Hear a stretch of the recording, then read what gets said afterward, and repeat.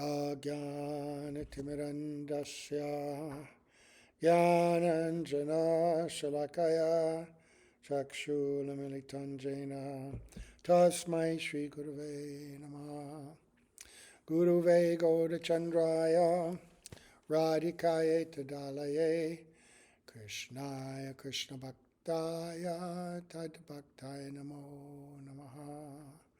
Yam Pravajantam Manapeta Apeta Krityam Dvapayano Viraha Katara Ajuhava Putreti Tan Mayataya Taravo Binedus Tam Savabhutam Hridayam Munimanatosmi Narayanam Namaskritya Naram Chaiva Narottamam Devim Saraswatam Vyasam Tuto Jayamudirayat Bhaktya Vihina Parada Lakshay Kiptascha Kamari Tarangamadye Kripa Maitvam Sharanam Prapanna Brinde Namaste Charanarvindam Tavevasmi Najivami Tvaya Vina Iti Vigyaya Radhe Tvam Nayanam Charanandike Vancha Kalpatarubhascha Kripa Sindhubhya Evacha Patitanam Pavanebhyo Vaishnavebhyo Namo Namaha. So we're going to begin by offering our most humble obeisance unto the lotus feet of our beloved Gurus, unto Sri Guru Pad Padmanithalita Bhavishta, Om Vishnu Pad Asta Tarasata Sri Srimad Abhaya Charanaravinda Bhaktivedanta Swami Maharaja Srila Prabhupada and Sri Guru Pada Padmanithalita Bhavishta Om Vishnu Pad Asta Tarasata Sri Srimad Bhaktivedanta Narayana Gosvami Maharaj unto our exalted Rupanu Guru Varga, the Samu Vaishnavas Vaishnavis. So we're going to continue hearing from the book, Sri Vraja Mandal Parikrama, and we read the introduction yesterday, how Srila Narayana Maharaj conceived and compiled the book, what he was using as source material, his hearing on Parikrama from his own Gurudev and other Vaishnavas, and also studying the books of our previous acharyas, Chaitanya Charitamrita, Chaitanya Bhagavat, Bhakti Ratnakar, so many. He listed at least a dozen books. And now we're going to hear about the nature of Braj. This is very important because if we go on Parikrama, we're trying to cultivate the proper mentality. And also hearing about the nature of Braj and realizing the gap between what's being described and what we can perceive and understand, it will increase our greed to be in that most marvelous place and give us some kind of framework or structure that when we do our monastery Parikrama, because we'll be at a distance, but we want to hear about the pastime places and we want to be able to hear them with proper respect and enthusiasm, greed, right? And gratitude, actually. So, the nature of Braj. Brajati gacchati iti brajaha. That which moves around is Braj. This is the original understanding of the word Braj.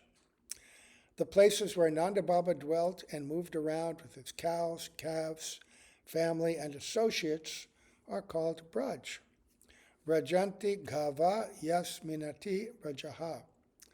The land where the cows, cowherd men, cowherd boys, and cowherd girls wander is known as Braj.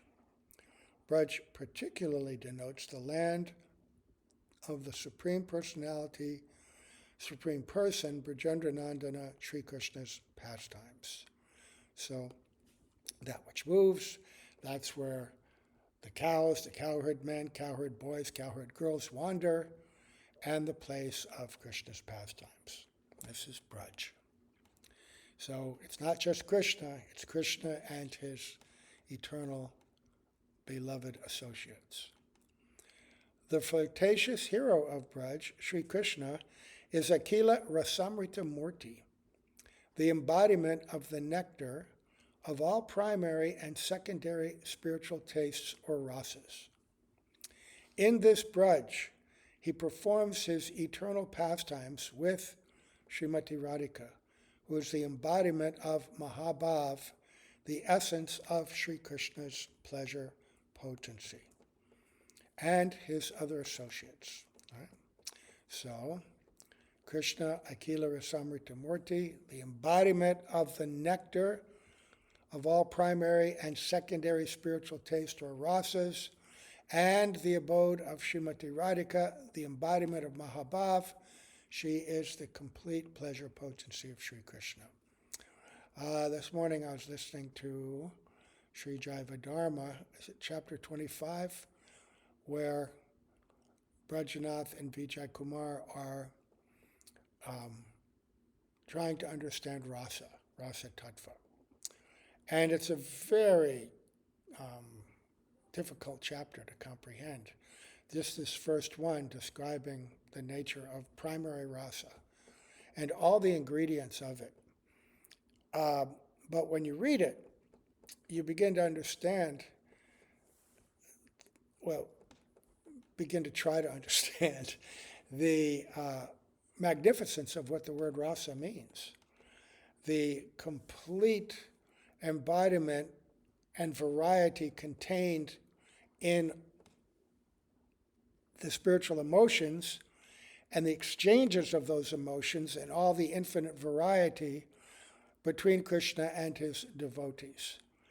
And when you hear that Krishna is the embodiment of rasa and Srimati Radhika is the complete source and fulfillment of the pleasure potency, when you read these other descriptions, you begin a little bit filled with wonder and astonishment and realize, wow, what he's saying here is that the most exalted and all nectar-filled pastimes, namely Sri Krishna's Rasa Leela and his numerous other pastimes, take place here eternally.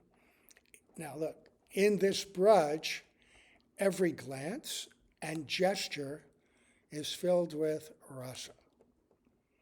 So I just listened to this whole chapter, and I have to listen to it again and again and again. I don't know how many times I've listened to it, and I can't comprehend any of it, but I can be astonished by it. And when I hear something like this, that all these things that you're hearing about rasa, it's different divisions, the different kinds of ecstasy and sthaibhav, 5 kinds of sthaibhav, the moods of neutrality, of servitude, of friendship, of parental affection, of conjugal love, right? And then the secondary rasas, like laughing, even fear and dread and disgust are emotions, and then the way in which rasa is tasted and experienced and displayed in anubhavs, the symptoms in the body, external, the sattvika bhavs, internal transformations, the relishers of rasa, the vishaya, the foundation, the vishaya and ashraya tattva, the object of love and the abode of love, right? And those things that stimulate, udipan, all these ingredients combined together, every glance and gesture is filled with all of these things. Here the original enjoyer, Sri Govinda, eternally enjoys nectar-filled sports and pastimes with those gopis who have manifested from his own intrinsic form, Sarupa Pabhuta gopis. These pastimes have no beginning and no end. That place where there is nothing but an endless ocean of prem, whose waves of the most elevated, radiant mellow of intimate paramore love, Unnata Ujjvala Pranaya Ras, are constantly rising up and swelling over, that place is Braj. That place consisting purely of rasa, that is continuously savored by those expert in relishing loving mellows, those who are rasiks, and those who can taste transcendental mellows, bhavukas, is the land of Braj. That's what we're aspiring for. Right now, the only thing we've ever tasted are mundane mellows. But now we're hearing about transcendental mellows. And again, transcendental loving mellows. We're taking instruction from the bhavukas, those who are immersed in tasting that. And in their association and through their instruction, something is agitating and awakening in our heart, pulling us towards this place. So this next month, in a week, the parikrama will start. And in the next month, we'll be hearing about the different pastimes that take place. All the pastimes are pastimes of loving mellow, loving exchange, right? In their infinite variety. And we'll be hearing about how extraordinary this Vrindavan is, how extraordinary Krishna's Leela is, and something is being planted in the heart, something's being awakened in the heart. This is the intent and purpose of this Vraja Mandal Parikrama. Srimad Bhagavatam gives a deeply moving description of Braj. This is the 44th chapter of the 10th canto. Punya bhata vrajabhuvo yad dayam nirlinga gudha purana purusho vanachitta malya ga palayan sahabala kvanayangscha venum vrikridayan chatigihitra ramarchitangri. Osaki, the actual truth is that the land of Braj is supremely pure and blessed, because here the Supreme Person is living, disguised as a human being. That same Lord whose lotus feet are worshipped by the Lord of all lords, Mahadeva Shankara, and by Sri Rama Devi, wanders about here with his brother Balaram and his cowherd boyfriends. Adorned with a garland of multicolored flowers, he grazes the cows and plays the flute sweetly. Absorbed in many kinds of pastimes, he wanders here and there with delight. By the touch of his lotus feet, this land of Braj has become virtuous and successful. Bhagavatam contains these descriptions, and these are uttered by the gopis themselves, right? And sometimes when they're being uttered, they describe Krishna as the Supreme Person, Supreme Personality of Godhead. But that seems to be contrary to what we have heard, that they have no idea that Krishna is the Supreme Personality of Godhead. So why are they saying like that? They're saying like that because they have heard that some people say that. Gargamuni and others have indicated or hinted at that. And so they speak in this way. It's a temporary mood, but it never diminishes the intimacy and the depth of their affection. And it's a temporary mood. It's just like a sanchari bhav that they speak. And it serves the purpose of the Bhagavatam, because the gopis are the topmost authorities on transcendental love, on the nature of Krishna Tattva. So to have them speak like this very occasionally only, but remembering that it's because sometimes Purnamasi is explained like that, sometimes Gargarishi is explained like that. But for them, he's their beloved son of Nanda Maharaj, their secret lover, the friend of the cowherd boys, the master of the cows, right? The Skanda Purana also presents a beautiful definition of the word Braj.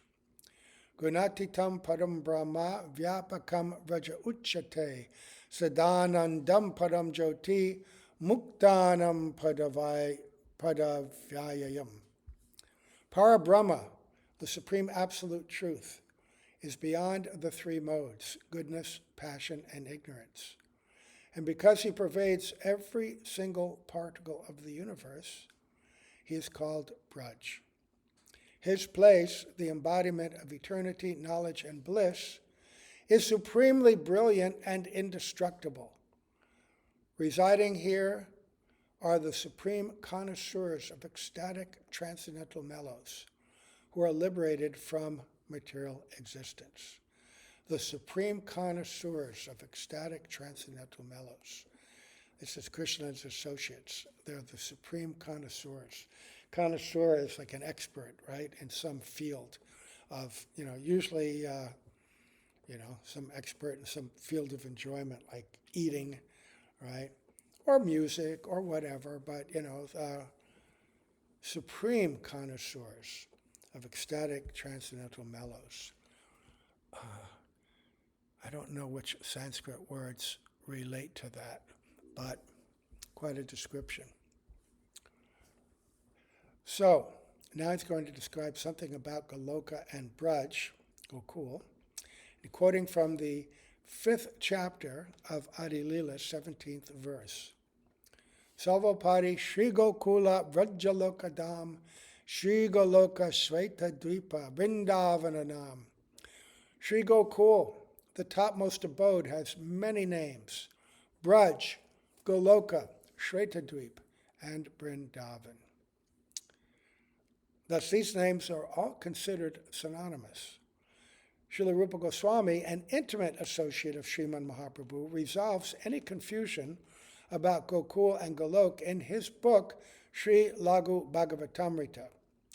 Yat tu Goloka nama syat cha Gokula vaibhavam tadyatma vaibhavatanvan cha tasyatan mahimonate. He states here that the glory of Gokul is identical with the glory of Goloka. In fact, Goloka is merely the glory of Gokul. Similarly, Vrindavan and Gokul are simply different names for Braj. This can be a little confusing because, Goloka Vrindavan, the transcendental topmost planet in the Vaikuntha realm, and Gokul, the Dham that Krishna appears in this world, Bhoma Vrindavan. Sometimes people scholars think that this Gokul is somewhat less. It's a place where Krishna or Lord Narayana comes to experience worldly kind of pastimes that are not quite fit for the topmost realm of Vaikuntha, right? Where he's worshipped in majesty and beauty. But still, it's the Lord himself, but it's not quite as high as Vaikuntha. But actually, a study of rasa, as revealed by Rupa Goswami, reveals that the tastes and the exhibition and varieties of love and joy in Goloka Vrindavan and in Gokul are far superior in every way to that of Vaikuntha, right? That Vaikuntha is certainly transcendental and glorious in every way, but it's not a complete manifestation of Krishna's glory. It's like the moon. Goloka Vrindavan and Gokul are like the full moon, and Vaikuntha is a lesser display. Same moon, but not revealing itself to the fullest extent, right? And Gokul is actually, in some ways, Jiva Goswami describes as more sweet than even Goloka. Because here, there are pastimes which don't take place directly in Goloka. The conception of the pastimes and the awareness of the pastimes is there. They're the same people. The abodes are interchangeable, but it's here that Parakya Ras is experienced in its most complete and sweet form. It's here that demons come and Krishna kills them. It's here that Krishna is a baby and goes through different stages of life. In Goloka, everyone knows that he's done that, and even though there's no past, present, and future in eternal time, still there's the sense that, Krishna, who took birth from the womb of Mother Yashoda, he doesn't do that in Goloka. He does that in Gokul, right? So the second verse of Brahma Samhita describes this Gokul Dham. Sahasrapatra kamalam gokulakyam mahatpadam tatkarnikara tadamatad anantatangsa sambhavam Sri Bhaktivedanta Thakur has explained the meaning of this verse as follows.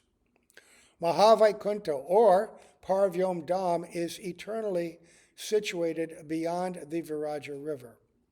This holy abode is the embodiment of three divine opulences, being imperishable, free from sorrow, and free from all types of fear. The extremely sweet Gokul, otherwise known as Goloka, which is full of unlimited transcendental opulence, is situated beyond that Paravyom Dham. Sometimes Goloka is also called Gokul, but Goloka is actually the opulence or manifestation of Gokul, the abode of all sweet pastimes. This holy abode, radiant as Goloka or Gokul, appears in the form of Gokul below Vaikuntha on the earth planet. So they're non-different. They're non-different. And the inhabitants of Goloka also exchange pastimes in this Gokul, right? And they're not aware that one is different from the other. For them, it's all their pastime, right? But this is the place where we get the first opportunity to witness Krishna's pastimes. He displays them in the material universe for the benefit to attract the hearts, minds, love of all conditioned souls, and to give those who have become perfected their first opportunity to engage and become completely purified and immersed in those pastimes and become eligible to go to Goloka Vrindavan for eternity. Right. In the Sri Brihad Bhagavatamrita, and in the Brahma Samhita, not just that description of Goloka higher than the Vaikuntha realm, but there's also a description of the different gradations, right? Then there's Devi Dham, which is the material universe. Above that is the Sadashiva Loka, and above that is the Vaikuntha realm, the Vaikuntha planets, and above that is this Goloka Vrindavan. In Sri Brihad Bhagavatamrita, the quintessence of all scriptures, Srila Sanatana Goswami writes, Yata kridati tad bhumo goloke pitataivasa adha urdvataya bedho nayo kalpyeta kevalam. Krishna's pastimes in Gokul, which is situated on the material plane, are the same as those in Goloka. The only difference between Goloka and Gokul is that Goloka is situated in the highest region and Gokul manifests on the earth planet. So in other words, there's no touch of material quality in the Gokul that manifests within our plane. It's a completely self-contained tattva, right? Completely beyond any material taint or influence. In Krishna Sandarbha, kind of like an embassy, right? Like if you go to another country, the U.S. has an embassy. And whatever the rules of the other country are, whatever's going on there, if you're in the U.S. embassy, you're in America, right? All the rules of America, and that's sacrosanct, right? And they can't cross, they can't come in. Of course, material world being imperfect, sometimes people do invade the embassy. But the concept is that this is actually America, right? And so, and somebody else's embassy in America is that land, it's that country, right? So this is Gokul, not different from Goloka. They're one and the same. But in the embassy, there's only like a limited area, right? That can't expand, can't contract. Not everything is there. It's just it's imperfect comparison. In Gokul, everything of the spiritual world is there. It expands and contracts according to the needs of the pastimes, right? There's no limitation. So in Krishna Sandarbha, Sri Jiva Goswami has accepted Goloka as the manifestation of Vrindavan. There is a footnote, but that will come at the end of the chapter, I guess. So, Braj, the eternal abode of Parakya the mood of unwedded amorous love. In Sri Chaitanya Charitamrita, 4th chapter, 47th verse, Srila Kaviraj Goswami states, Parakya bhave ati rasara ulas, Braja bina ihara anjatra nahivas. Srila Bhaktivedanta Thakur comments in his Amrita Pravaha Bhasya on this verse. Many people think that Sri Krishna is performing his pastimes eternally in Goloka and appears in Braj for a short time just to perform his pastimes in Parakya Bhav, the mood of unwedded amorous love. This, however, is not the opinion of our Gaudiya Goswamis, who accept also the pastimes in Braj as eternal. Braj is the name of the absolute inner chamber of the transcendental and eternal Goloka Dham. The same pastimes Sri Krishna performs in Vrindavan on earth, including those of Parakya Ras, transpire eternally in the supremely situated eternal Braja Dham. Right. Krishna does engage in dancing and pastimes like that. It's just that in the Goloka, Vrindavan, the same kind of separation is not there. Krishna doesn't leave to go to Dwarka and be separated. They're only separated, according to Ashtakalya Leela, for a few hours in a day, perhaps, right? But mostly not that same kind of separation. Srila Kaviraj Goswami states in Sri Chaitanya Charitamrita, 3rd chapter, Adi Leela, Ashtavimsha Chatur Juge Dvapura Sheshe Vrajera Sahita Hoya Krishnera Prakashe. Here the words Vrajera Sahita, along with Braj, clarify that also existing in transcendental Goloka Dham is one inconceivably sweet abode named Braj. Sri Krishna appeared on earth along with this very abode, with the help of his inconceivable potency. Parakya Ras is permanently present only in this eternal Braj, which lies within the innermost chambers of Goloka. This is because the supreme mellow Parakya Ras is present there with qualities unlimitedly superior to those found anywhere else in Goloka. There are different chambers in Goloka, right? Shvetadweep is there. Mahaprabhu is performing pastimes. But remember, the cowherd men were witness to one chamber, one prakosht in Goloka Vrindavan, where Radha and Krishna were being worshipped more like Krishna in Dwarka. He was cowherd form, cowherd men and women were there, but they were on a throne being worshipped more formally. And when the cowherd men saw this, they felt they could not approach him in the same intimate way that they could in Braj. And they weren't comfortable with that. It was more like svakya, more formal. So, even in the Braj manifest on this earth planet, living entities have been able to directly witness the variegated nature of the unmanifest Braj in the transcendental realm. Besides Prakata Prakash, the manifest appearance, and Aprakat Prakash, the unmanifest appearance, the only remaining mystery is that on earth there is also Drishyaman Prakash, which is the vision ordinary people have of Vrindavan and other holy abodes when the pastimes are no longer manifest there. Right.